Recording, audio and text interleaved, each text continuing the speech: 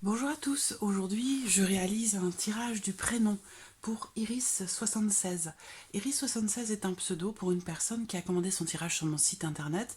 Si vous souhaitez également bénéficier d'un tirage personnalisé, vous avez toutes mes coordonnées en dessous de cette vidéo. Alors, Iris76, pour votre tirage, je vais utiliser deux oracles, le Petit Lenormand et l'oracle des miroirs. Alors, je vais commencer tout de suite avec les miroirs et me concentrer sur votre demande pendant que je prépare votre tirage.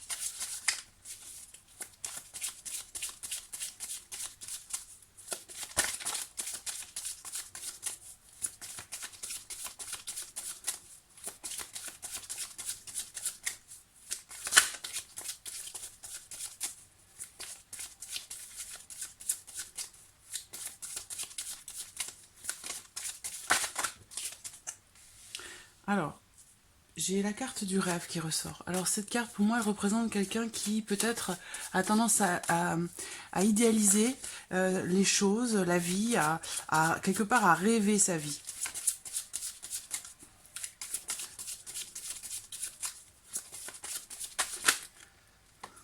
Clairvoyance.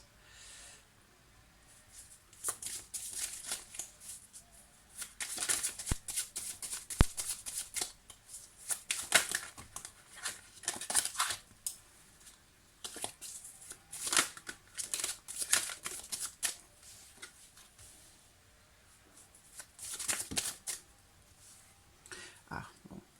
Miroir magique. Ok, le bouclier. Alors, j'ai l'enfermement derrière au dos.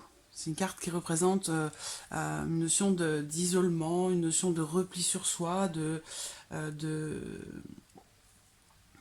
quelqu'un qui peut-être qui garde les choses, qui les intériorise beaucoup.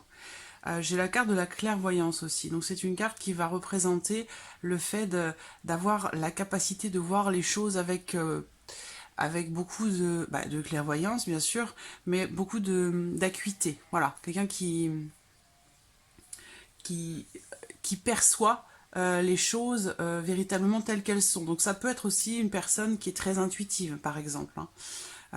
Alors la fatalité, là cette carte elle peut représenter le fait que cette personne est un petit peu, j'allais dire, quelque part un peu fataliste peut-être, hein, qui a tendance à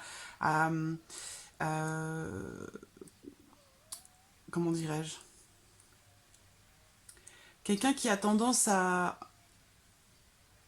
subir les choses sans forcément essayer ou vouloir essayer de se battre. Voilà, c'est surtout ça. Le bouclier, c'est une personne qui se protège beaucoup. Alors, au dos, comme je vous le disais, on a l'enfermement. Donc, cette carte, elle représente un certain mal-être aussi, peut-être, hein, une forme de mélancolie quelque part. Vous voyez. Alors, ce qu'on peut dire ici aussi dans ce tirage, c'est...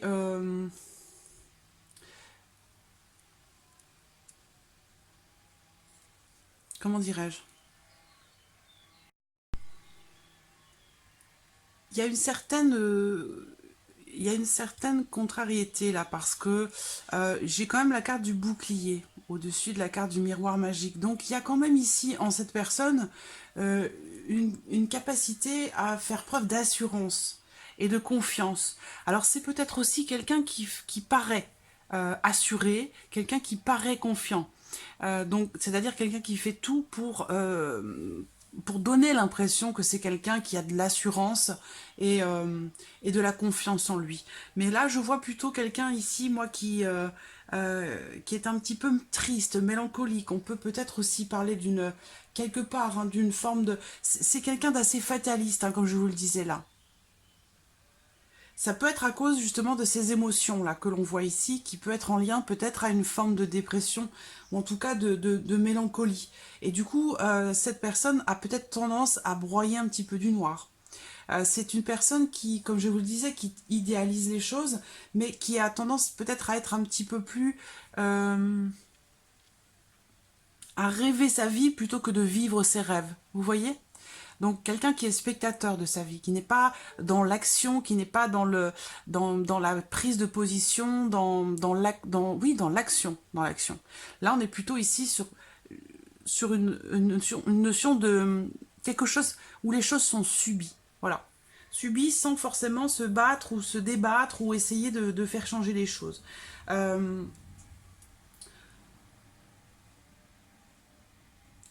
pense que c'est quelqu'un qui prend pas beaucoup de risques. Hein. C'est quelqu'un qui se protège beaucoup. Qui intériorise beaucoup les choses et qui a tendance à... Alors, j'ai pas de carte qui représente... voilà, pour moi, c'est quelqu'un qui manque peut-être d'assurance, qui manque de confiance, justement. Quelqu'un qui manque d'assurance, qui manque de confiance en lui.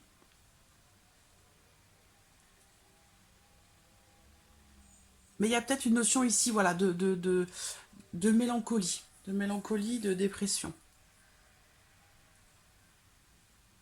C'est quelqu'un qui a une imagination aussi assez importante. Mais voilà, c'est quelqu'un qui a beaucoup d'imagination, qui rêve, qui rêve sa vie, qui imagine les choses dans sa tête, mais qui ne rentre pas forcément en action par rapport à ça. Donc beaucoup d'imagination, et quelque part c'est quelqu'un qui est un petit peu spectateur de sa vie. C'est pas quelqu'un qui entreprend. Quelqu'un qui peut être un petit peu aussi renfermé sur lui-même.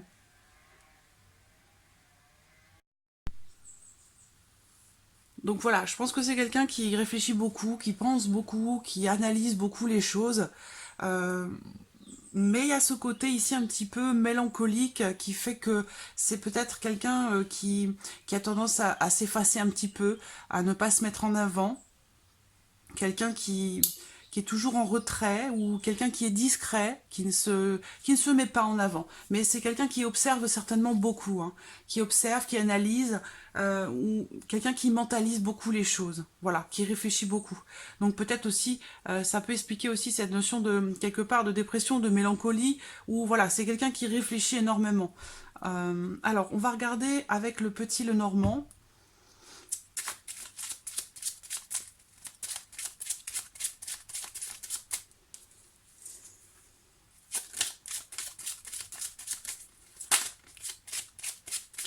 Voilà. On a encore cette notion d'enfermement ici, hein, avec cette carte d'enfermement, d'isolement, quelqu'un qui peut se sentir un peu bloqué. On a encore une notion de tristesse, hein,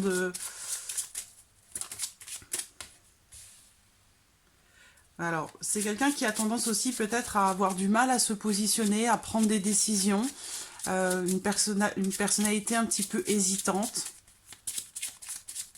Alors, j'ai une carte qui est retournée. Hop.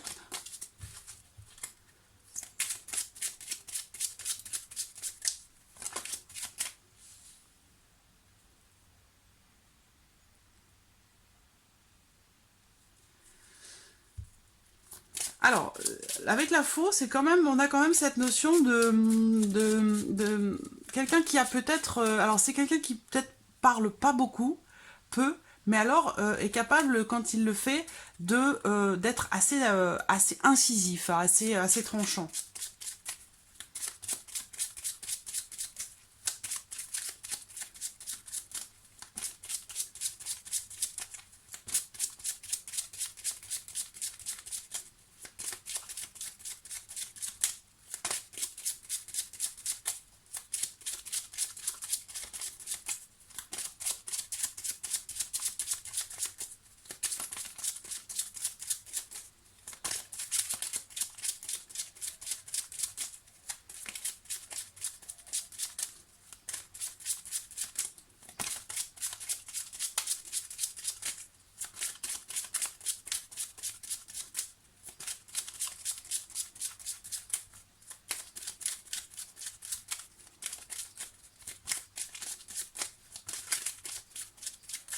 Une dernière carte, s'il vous plaît. Une dernière carte. Une dernière, s'il vous plaît.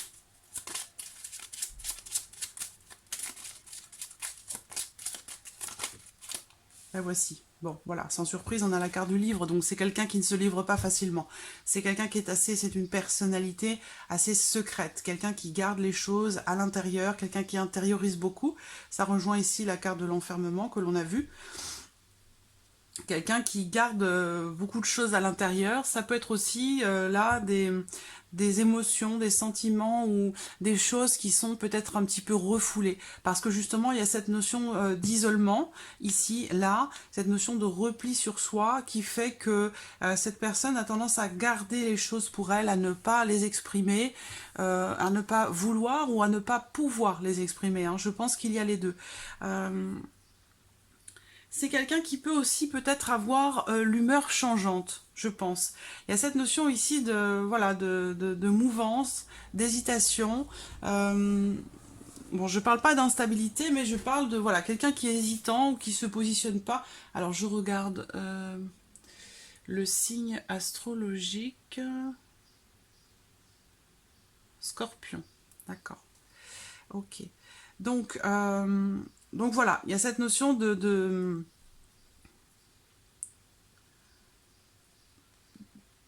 comment dirais-je, hésitation, avoir du mal à prendre des décisions, à choisir une direction, avoir du mal à faire un choix, ne pas savoir quel chemin emprunter, voilà. On a cette notion ici d'ambivalence par rapport à ça, du mal à se positionner. Donc voilà, ça rejoint ici ce qu'on voyait aussi là, hein, avec le petit Lenormand, on confirme ce qu'on voit déjà ici avec l'oracle des miroirs. Mais c'est quelqu'un qui a une grande acuité sur sa visibilité des choses, du monde, des autres. C'est quelqu'un qui réfléchit beaucoup, qui mentalise beaucoup. On voit bien hein, qu'il a une grande imagination. Donc voilà, c'est quelqu'un de très... Je cherche le mot, je cherche le bon mot. C'est certainement quelqu'un d'assez... c'est peut-être quelqu'un qui est intellectuel, qui aime lire, c'est possible, hein, parce qu'on voit que il y a beaucoup de choses qui se passent dans sa tête. Voilà, donc c'est quelqu'un qui réfléchit beaucoup. C'est peut-être aussi quelqu'un qui lit, qui aime lire. Après, on voit bien ici, comme je vous l'ai dit, que voilà, on a ici cette notion, je vois quelqu'un qui subit en fait sa vie, qui ne la prend pas en main.